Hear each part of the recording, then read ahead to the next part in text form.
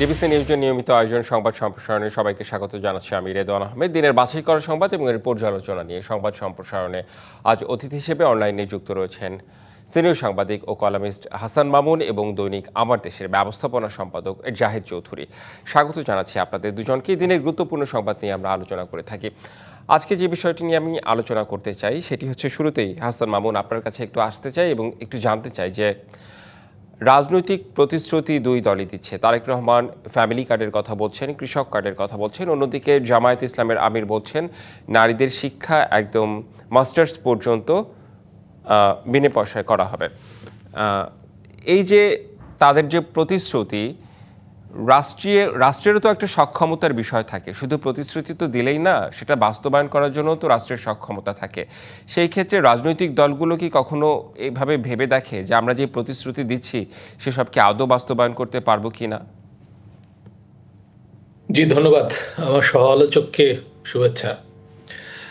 হ্যাঁ, আপনি ঠিকই বলেছেন যে প্রতিশ্রুতি তো দেওয়াই যায়, কিন্তু বাস্তবায়নের সক্ষমতা থাকতে হয়। সেটা বিচার করেই প্রতিশ্রুতি দেওয়া ভালো। তো প্রতিশ্রুতি তো আগেও নির্বাচনগুলোতে দেওয়া হতো এবং একই ধারায় দেওয়া হতো। প্রথমত, প্রতিশ্রুতির মধ্যে একটা থাকে, মানে দৃষ্টিভঙ্গির প্রকাশ থাকে। এটা কিন্তু গুরুত্বপূর্ণ যে আপনি কি করতে চান। যেমন আপনি যদি নারী শিক্ষায় জোর দিতে চান, সেটা একটা দৃষ্টিভঙ্গির প্রকাশ। আপনি যদি নারীর মানে কর্মমুখী শিক্ষায় বা তার কাজের সুবিধা নিশ্চিত করতে মানে আগ্রহী হন, সেটা একটা দৃষ্টিভঙ্গির প্রকাশ। আপনি যদি 5 ঘন্টা নারীর মানে কাজের পক্ষে থাকেন, 3 ঘন্টা তাকে মানে ছাড় দিতে আহ, বলেন, তাহলে সেটা একটা দৃষ্টিভঙ্গির প্রকাশ। তারপর হচ্ছে যে খাদ্য নিরাপত্তায় জোর যদি দিতে চায় কোনো দল, যে মানে এই কি কার্ডের মাধ্যমে, যেমন স্মার্ট কার্ড তো একটা চালু আছে, এটা জি। হাসিনা সরকারই করেছিল, 1 কোটি স্মার্ট কার্ড। মানে ফ্যামিলি এটা কার্ড নিয়ে এবং কৃষক কার্ড। দুর্নীতি হয়েছিল। হ্যাঁ, এখন তো ফ্যামিলি কার্ড করার কথা বলা হচ্ছে, হ্যাঁ। 4 কোটি। 4 কোটি কিন্তু একযোগে না, ধাপে ধাপে। জি। তার মানে এখানে আবার একটা বিবেচনার জায়গা আছে যে এটা একযোগে করা যাবে না। তারপর সবাই ফ্যামিলি কার্ড নেবে না, ফিরিয়ে দেবে, সেটার সুবিধা অন্যরা পাবে, এই কথাগুলো কিন্তু বলা হচ্ছে। আমি একেবারে যে বিবেচনার হীন মানে প্রতিশ্রুতি দেখছি তা কিন্তু না। যেমন কোনো কোনো দল বলছে যে শিক্ষা স্বাস্থ্য খাতে ব্যয় বরাদ্দ বাড়ানো হবে, কিন্তু এটা ধাপে ধাপে, একবারে না। তবে জামায়াত ইসলামী বোধহয় একটু বেশি বলেছে যে 7 থেকে 8% স্বাস্থ্য খাতে। আমাদের সেই সক্ষমতা নাই। আমাদের তো রাজস্ব আহরণ পরিস্থিতি মোটেও ভালো না। হ্যাঁ, যারা অর্থনীতির খোঁজখবর রাখি আমরা আমরা জানি যে আহ, শুধু দক্ষিণ এশিয়াতে না, সারা পৃথিবীতে আমাদের মানে খেলাপি ঋণের হার সর্বোচ্চ এবং কর জিডিপি অনুপাত হচ্ছে সর্বনিম্ন। জি। তো এটাকে মানে এনসিপি বলেছে এটাকে ধাপে ধাপে বাড়িয়ে 12% নেওয়া হবে। হ্যাঁ, ধাপে ধাপে। এই কথাগুলোর মধ্যে কিন্তু বিবেচনার প্রকাশ আছে যে একবারে পারা যাবে না, ধাপে ধাপে। কিন্তু 8% থেকে 12% করা, 50% বৃদ্ধি রাজস্ব, এটা কিন্তু এক মেয়াদে সম্ভব হবে বলে আমার মনে হয় না। হ্যাঁ, আইএমএফ, বিশ্বব্যাংক এরাও কিন্তু রাজস্ব বৃদ্ধির উপর জোর দেয়, কিন্তু কেউ বলে না যে এত দ্রুত করা যাবে। এটা খুবই কঠিন কাজ। হ্যাঁ, হাসান মামুন, আপনার কাছে যাই আমি হোক, একটি আমার বিষয় একটু মনে জানতে চাই যে মানে বাস্তবতা চিন্তা করে কি প্রতিশ্রুতি দেওয়া যায় না? যেই প্রতিশ্রুতি দিলে রাজনৈতিক দলগুলো আসলেই বাস্তবায়ন করতে পারবে, দেশটাকে হ্যাঁ, সেটাই পরিবর্তন করতে সেটাই পারবে? সেটাই তো উচিত। এবং মানুষের সঙ্গে কিন্তু এটাই হবে, মানুষকে রেসপেক্ট করা, নাগরিকদের সম্মান করা এবং বলা নাগরিকদের যে আমরা এগুলো করতে পারবো, এগুলো করতে পারবো না এই মেয়াদে।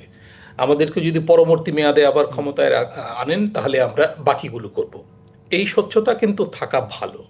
আমি একটু বলতে চাই, যেমন সংস্কার আলোচনায় বিএনপির একটা অবস্থান আমি দেখেছি যে বিএনপি স্বচ্ছতার সঙ্গে কতগুলো কথা বলেছে, অনেক ব্যাপারে নোট অফ ডিসেন্ট দিয়েছে। যেমন গণভোটের অনেক প্রশ্নে কিন্তু বিএনপির নোট অফ ডিসেন্ট আছে, যদিও তারেক রহমান সাহেব শেষ পর্যন্ত অবস্থান নিয়েছেন হ্যাঁ ভোটের পক্ষে, কিন্তু এইসব ব্যাপারে তাদের নোট অফ ডিসেন্ট দেওয়া আছে। জি। এবং প্রশ্ন উঠেছে যে সংসদে গিয়ে আবার এগুলো নিয়ে জটিলতা সৃষ্টি হবে কিনা। হ্যাঁ, জি। তো সেটি কিন্তু নিশ্চয়ই বলেছেন যে ভবিষ্যতে আমরা দেখা অনেক যাবে। ব্যাপারে অনেক হ্যাঁ। ব্যাপারে ডিসএগ্রিমেন্ট, তারেক রহমান বলেছেন যে আমরা অনেক ব্যাপারে ডিসএগ্রিমেন্ট আছে আমাদের, কিন্তু সেগুলো সহই আমরা গণভোটের পক্ষে, হ্যাঁ ভোটের পক্ষে। হ্যাঁ, জি। তো নিশ্চয়ই। ডিসএগ্রিমেন্টের কথা বলাটাও কিন্তু একটা স্বচ্ছতা। যে আমরা এগুলো করতে পারবো, এগুলো এই মেয়াদে করতে পারবো না, পরের মেয়াদে হয়তো পারবো। এইভাবে বলাটা বোধহয় ভালো আমার মনে হয়। মানে একদম খুব স্পষ্ট কথা যে বিষয়টি আপনার সাথে হ্যাঁ, আমি জি একমত। জাহিদ চৌধুরী, একটু আপনার কাছে আসতে চাই। রাষ্ট্রীয় খরচে নারীদের সর্বোচ্চ শিক্ষার অঙ্গীকার জামায়াতের আমিরের নিঃসন্দেহে একটি প্রশংসনীয় উদ্যোগ, কিন্তু বাস্তবায়ন আসলে কতটুকু সম্ভব হবে আমি জানি না। আবার জামায়াতের আমির পরোক্ষভাবে নারীদের কর্মঘণ্টা কমিয়ে আনার কথা বলে, বলে যে নারীরা ঘরের মধ্যে থাকবে, রানীর মতো থাকবে। এই যে পারস্পরিক একটা বিরোধী বক্তব্য, মানে একদিকে নারীরা কাজ করবে, একদিকে নারীদের শিক্ষা খরচও লাগবে না, মানে আপনি কিভাবে দেখছেন বিষয়টিকে? ধন্যবাদ আপনাকে। এখানে শুরুতে আমি একটা কথা বলে রাখি যে রাজনৈতিক দলগুলো তাদের ইতিমধ্যে এনসিপি ইশতেহার ঘোষণা করেছে। জামাতের ইশতেহার আগামী 4 তারিখে দেওয়ার কথা রয়েছে, সন্ধ্যা 6:30টার সময় হোটেল শেরাটনে তাদের প্রোগ্রামটি। আমি আজকে সন্ধ্যায় যতটুকু জানতে পেরেছি, এদের কার্ডটা দেখেছি, তাদের ইনভাইটেশন লেটার। এবং বিএনপিটা 5 তারিখে হবে না 6 তারিখে হবে এটা এখনো ডিসাইড হয়নি আমি যতটুকু জানি। তো আমরা যদি বড় দুটো রাজনৈতিক দলের ইশতেহারটা পেয়ে যাই, তাহলে আমার মনে হয় যে আমরা সামগ্রিকভাবে তাদের কি অবস্থান, নির্বাচনে কি প্রতিশ্রুতি, এটা ইশতেহারেই কিন্তু মোটামুটি চলে আসে। খুবই গুরুত্বপূর্ণ বিষয় ইশতেহার। জি, আলাদাভাবে তারা কিছু কথা বলছেন রাজনীতি পলিটিক্যাল বক্তৃতায়, জনসভাগুলোতে তারা কিছু প্রতিশ্রুতি দিচ্ছেন। এটার মধ্যে যেমন জাতীয় পর্যায়ের কিছু কথাবার্তা আছে, পাশাপাশি আপনার আঞ্চলিক বিভিন্ন দাবি দেওয়া, বিভিন্ন ইস্যুস যেগুলো আছে সেগুলো নিয়েও তারা কথা বলছেন। তো এটা যথার্থই আপনি উত্থাপন করেছেন যে কিছু কিছু ক্ষেত্রে আমাদের স্পষ্ট জানা দরকার, বোঝা দরকার যে তারা যে স্টাডিগুলো করছেন তারা যদি আরো স্পষ্ট করে বলেন। যেমন আমি একটা মিটিং এ খেয়াল করেছি যে বিএনপির চেয়ারম্যান তারেক রহমান সাহেব এই ফ্যামিলি কার্ডের পিছনে কি পরিমাণ টাকা ব্যয় হবে তার একটা ফিগার উনি দিয়েছিলেন।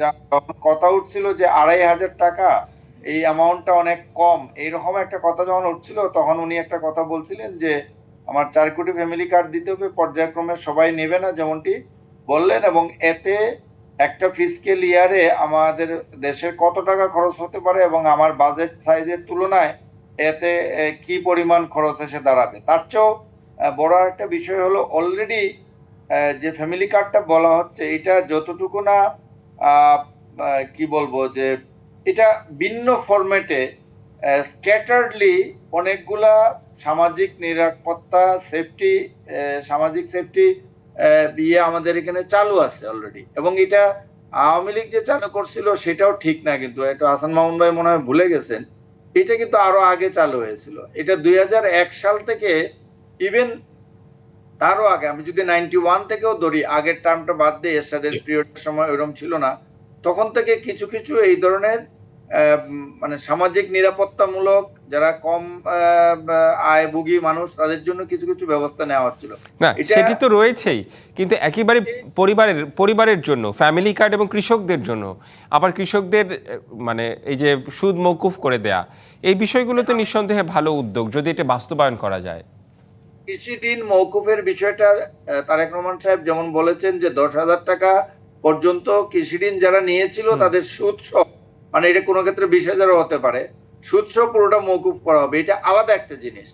আর কৃষি কার্ডের কথা যেটা বলা হচ্ছে, আপনি দেখেন এখন কিন্তু কৃষকরা সার, বীজ, কীটনাশক এগুলো সরকারি পর্যায় থেকে কিছু কৃষক কিন্তু একটা বড় অ্যামাউন্ট কিন্তু সরকার ভর্তুকি দিচ্ছে এবং তাদের ফ্যাসিলিটিস গুলো আছে, এগুলা এক জায়গায় নিয়ে এসে একটা কার্ডের মাধ্যমে এটা একটা সিস্টেমেটিক ওয়েতে এবং কোন ধরনের পক্ষপাতিত্ব ছাড়া দেওয়ার বিষয়টা, এটা হলো প্রায়োরিটি। এই কৃষি কার্ডের প্রায়োরিটিটা এই জায়গায়, এটা কিন্তু এখনো চালু আছে, ভিন্ন ফরম্যাটে চালু আছে। জি, ভিন্ন ফরম্যাটে তো অনেক কিছুই চালু রয়েছে, কিন্তু উদ্যোগগুলো প্রশংসনীয়, মানে প্রতিশ্রুতিগুলো তো প্রশংসনীয়। আমি বলছি যে বাস্তবায়নের ক্ষেত্রে আসলে চ্যালেঞ্জ কতটুকু? বাস্তবায়নের চ্যালেঞ্জে আপনার বাজেটটা, আমি ওই জন্যই বললাম যে তারা যদি নির্বাচনী ইশতেহার যখন ঘোষণা করবেন, তখন যদি এটার বাস্তবায়ন করতে গেলে কি পরিমাণ মনিটারি ইনভলভমেন্ট লাগবে এবং এটার ব্যাখ্যাগুলো যদি তারা দেন, তখনই আমরা বুঝতে পারবো যে আসলে তাদের এই প্রতিশ্রুতিগুলো কতটুকু রিয়েলিস্টিক হবে, কতটুকু বাস্তবযোগ্য হবে। এবং এখন পর্যন্ত যে প্রতিশ্রুতি আসছে, আপনি যে কয়টার কথা মেনশন করলেন, আমার মনে হয় না যে এমন আনরিয়েলিস্টিক খুব বড় ধরনের কোনো কিছু আসছে যে তারা বলছেন। তবে এখানে আরেকটা কথা আপনি যেমনটি বলছিলেন যে জুলাই সনদ বাস্তবায়নের ক্ষেত্রে বিএনপি তারা বড় পার্টি হিসেবে তারা মনে করছে যে তাদের ক্ষমতায় আসার সম্ভাবনা বেশি। এই চিন্তা থেকে তারা কিন্তু প্রতিটা স্টেপই সাবধানতার সাথে দিতে হচ্ছে, কারণ এইবার মানে মানুষের মন থেকে বিভিন্ন পর্যায় থেকে লোকজনের অ্যাটিটিউডের যে চেঞ্জ হয়েছে, যে আপনি কমিটমেন্ট দিয়ে পার পেয়ে যাবেন, এই অ্যাটিটিউডে এখন এই মুডে কিন্তু বাংলাদেশের তরুণরা নেই, বাংলাদেশের সাধারণ একটা জনগণ নেই। পরিবর্তনের কথা বলছেন, নিশ্চয়ই আমরা সংশ্লিষ্ট বিষয়গুলো নিয়ে আরো আলোচনা করতে চাই। আমাদের একটা বিরতিতে যেতে হবে, বিরতির পর ফিরে এসে নিশ্চয়ই আমরা আলোচনা করব। সংবাদ সম্প্রসারণে একটি বিরতি নিচ্ছি, ফিরছি একটু পরে। বিরতির পর আবারও স্বাগত সংবাদ সম্প্রসারণে। আমাদের সাথে আছেন সিনিয়র সাংবাদিক ও কলামিস্ট হাসান মামুন এবং দৈনিক আমার দেশের ব্যবস্থাপনা সম্পাদক জাহেদ চৌধুরী। বিরতির পর দুজনকে আপনাদের আবারও স্বাগত জানাচ্ছি অনুষ্ঠানে। আমরা একটু সুনির্দিষ্টভাবে যদি প্রশ্নগুলোর উত্তর দিই তাহলে মনে হয় আমরা আলোচনাটা সীমাবদ্ধ রাখতে পারবো। আজকে একটু তারেক রহমানের বক্তব্য দিয়ে শুরু করতে চাই। নারীকে কটূক্তির পর মিথ্যাচারে জামায়াত আমির, ৭১ দলটির কারণে মা বোনদের সম্মান গেছে, এখনও দরদ নেই, মন্তব্য তারেক রহমানের। হাসান মামুন, আপনাকে দিয়ে জানতে চাই, গতকালকে এই বিষয়টি খুবই আলোচিত এবং আজকে তারেক রহমান বিষয়টি নিয়ে মন্তব্য করলেন, কি বলবেন? হ্যাঁ, জামায়াত তো এই বিষয়ে ব্যাখ্যা দিয়েছে। জামায়াতের একটা টিম আছে যারা আমিরের পক্ষে কাজ করছেন, ব্যাখ্যা দিয়েছেন, এবং তাদের ব্যাখ্যা অনেকের কাছে কিন্তু বিশ্বাসযোগ্য হয়েছে, আবার একাংশের কাছে বিশ্বাসযোগ্য হয়নি। তো আমি তো আইটি এক্সপার্ট না, আমি বলতে পারবো না যে মানে ঘটনাটা কিভাবে ঘটেছে। তবে জামায়াতের যে নারী সংক্রান্ত দৃষ্টিভঙ্গি, মানে নারী নেতৃত্ব সংক্রান্ত দৃষ্টিভঙ্গি, এটা তো পুরনো, এটা কিন্তু নতুন কিছু না। তারা যে নতুন কিছু বলছে তা না, তাই না? জামায়াত বলছে যে তাদের মানে সদস্যদের ৪৩% নারী, কিন্তু তাদের কমিটিগুলোতে নারীর উপস্থিতি দেখা যায় না, এবং তারা তো এবার খুবই সমালোচিত হয়েছে। একজনও নারী ক্যান্ডিডেট তারা দেয়নি। এমনকি তারা সনাতনী ক্যান্ডিডেট দিয়েছে, কিন্তু নারী ক্যান্ডিডেট দেয়নি, দিতে পারেনি। এখন কেন দিতে পারেনি সেটা কিন্তু ব্যাখ্যাও করতে পারছে না পরিষ্কারভাবে। মানে যে ব্যাখ্যা করেছে সেটা মানে গ্রহণযোগ্য ব্যাখ্যা না। তারা বলছেন যে আমরা এখন প্রিপেয়ার না, অর্থাৎ প্রস্তুত আমরা না। প্রিপেয়ার্ড না, আমরা পাইনি, নারীরা উৎসাহী হয়নি, এইসব ব্যাখ্যা পারোয়ার সাহেব দিয়েছেন। তো এগুলো মানুষের কাছে গ্রহণযোগ্য হবে না। তো জামায়াতের একটা দৃষ্টিভঙ্গি প্রকাশ পাচ্ছে কিন্তু নারীর বিষয়ে। ওই যে আমি ৫ ঘন্টা শ্রমের কথা বললাম, এমনিতেই আমাদের মেয়েদের কিন্তু কাজের সুযোগ কম, এবং তাদেরকে প্রতিষ্ঠানগুলোতে কিন্তু একটু ডিসকারেজই করা হয় নানা কারণে, মাতৃত্ব ইত্যাদি জড়িত। যেমন এনসিপি বলেছে কি ৬ মাসের জন্য মাতৃত্বকালীন ছুটি, পিতৃত্বকালীন ছুটি ১ মাসের জন্য, এবং সবেতন। তো এগুলো শুনতে ভালো লাগে, কিন্তু এগুলো বাস্তবায়ন করা খুব কঠিন, এবং এই কারণে নারী কিন্তু চাপে পড়তে পারে প্রতিষ্ঠানে, মানে তারা কর্মচ্যুতির শিকার হতে পারে।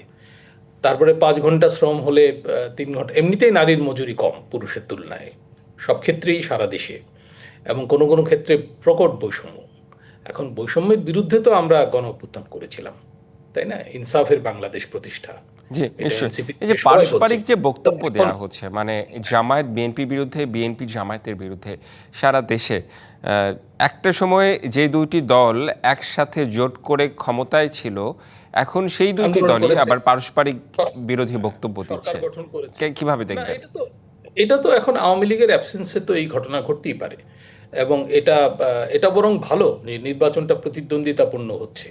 এখন নির্বাচনে যদি বিশ্বাসযোগ্য প্রতিদ্বন্দ্বিতা না থাকে, তাহলে তো ভোটার উপস্থিতিও কমে যাবে। আমরা দেখেছি বিগত ৩টি নির্বাচনে কোনো বিশ্বাসযোগ্য প্রতিদ্বন্দ্বিতা ছিল না, তাই না? পাতানো নির্বাচন ছিল। রাইট। পাতানো নির্বাচন প্রকৃতপক্ষে কোনো নির্বাচনই না। তো এই নির্বাচনটা অ্যাটলিস্ট পাতানো হচ্ছে না, এরকম আশঙ্কা কিন্তু ছিল যে এই নির্বাচনটা পাতানো হতে পারে। মাঝে জামায়াতের আমির সাহেব যখন তারেক রহমানের সঙ্গে দেখা করে এসে বললেন যে আমরা জাতীয় সরকারের ব্যাপারে ইতিবাচক, আমরা নির্বাচনের পরে একসঙ্গে বসবো, এইগুলো বললেন না উনি, তখনও কিন্তু মানুষের মধ্যে পারসেপশন ছড়িয়েছিল যে এটা কি পাতানো নির্বাচন হতে যাচ্ছে কিনা, তাই না? এবং স্থিতিশীলতার জন্য কেন জাতীয় সরকার লাগবে? স্থিতিশীলতা তো গণতন্ত্রই দিতে পারে, এবং বিরোধী দল থাকলে তো বরং স্থিতিশীলতা নিশ্চিত হয়। শুধু স্থিতিশীলতা না, জবাবদিহিতা নিশ্চিত হয়। রাইট। গণতন্ত্রের জন্য স্থিতিশীলতা জরুরি, জবাবদিহিতাও জরুরি, এবং জবাবদিহিতা থাকলে স্থিতিশীলতা আসে, তাই হাসান না? মামুন, আরেকটি তো বিষয় যাই আপনার হোক, কাছ থেকে আমি জেনে তারপর হচ্ছে আমি জাহেদ চৌধুরীর কাছে যেতে চাই। একটু সংক্ষেপে যদি বলতেন যে মব নিয়ন্ত্রণ করতে না পারলে প্রভাব পড়বে নির্বাচনে, জুলাই আন্দোলন থেকে শিক্ষা নেয়নি রাজনীতিবিদ, আমলাতন্ত্র মানে টিআইবির প্রতিবেদন এটা।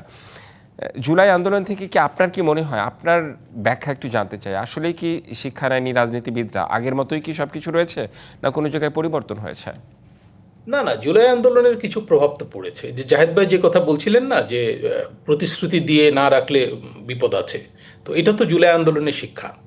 এবং আমি কিন্তু বলছিলাম এই যে সংস্কার বিষয়ে বিএনপি যে সংস্কার আলোচনায় গেছে, তারা কিন্তু পরিষ্কারভাবে বলেছে যে আমরা ক্ষমতায় যেতে পারি দ্রুতই, এবং আমাদের কি পরিস্থিতি ফেস করতে হতে পারে, আমাদের এত ছাড় দেওয়া চলবে না। এটা কিন্তু সালাউদ্দিন সাহেব পরিষ্কার করে বলেছেন। আমি এই স্পষ্টতার প্রশংসা করি।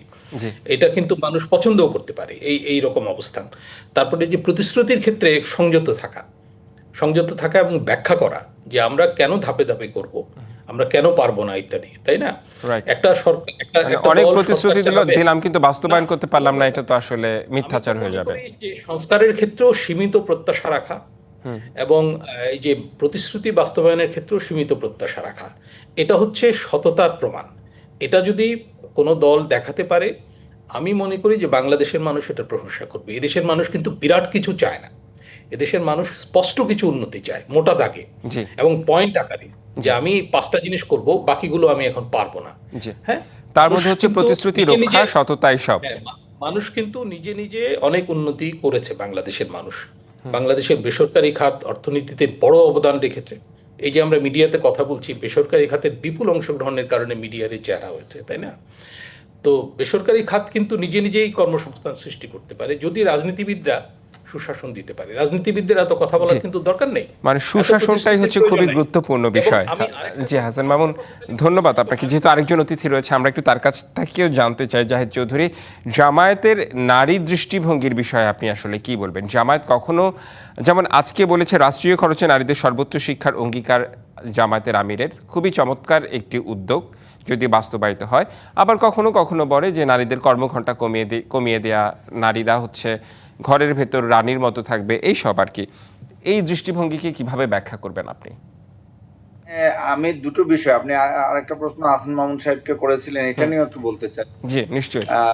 এটা যে জামাত আমিরের এক্স হ্যান্ডেল, যেটা টুইটার অ্যাকাউন্ট যেটা হ্যাক হয়েছে বলে জামাত থেকে বলা হচ্ছে, কিন্তু বিএনপি থেকে পাল্টা বক্তব্য আসছে।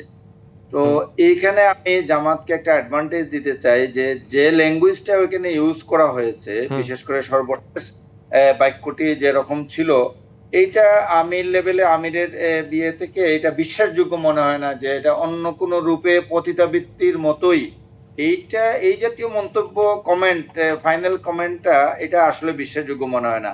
এটা মেবি এটা হ্যাকই হয়েছে, এবং এটাকে কেন্দ্র করে কিন্তু এমন একজন ব্যক্তির অ্যাকাউন্ট হ্যাক হবে, মানে মানে এটাও কি বিশ্বাসযোগ্য? মানে দুই রকমই বিশ্বাসযোগ্য যেমন নয়, আবার এমন একজন ব্যক্তির অ্যাকাউন্ট কিভাবে হ্যাক হয় সেটিও একটি বিষয়।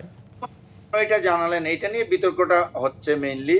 হয়তোবা তারা চাইছিলেন প্রাথমিক পর্যায়ে যে এটা তারা নিজেরা ম্যানেজ করতে পারেন কিনা, এটাকে এই যে সমালোচনাটা, যে এত আপনাদের একটা ভালো টিম আছে, সাইবার টিম আছে, এটা থাকার পরও চিফের অ্যাকাউন্টে হ্যাক হয়ে গেল। হ্যাক কিন্তু হতে পারে, হ্যাক কিন্তু আমাদের অনেকগুলা, দেখেন রাষ্ট্রীয় পর্যায়ে অনেকগুলা আমাদের ওয়েবসাইট, আমাদের অ্যাকাউন্ট বিভিন্ন সময়, এটা কিন্তু শুধু বাংলাদেশে না, বাংলাদেশের বাইরেও, আমেরিকায় হাজার হাজার ফ্লাইট হ্যাকিং এর কারণে ফ্লাইট অপারেশন বন্ধ হওয়ার নজির আছে। এটা কিন্তু হতে পারে, বাট এটা কত তাড়াতাড়ি আপনি রেস্টোর করতে পারলেন এটা ভাইটাল।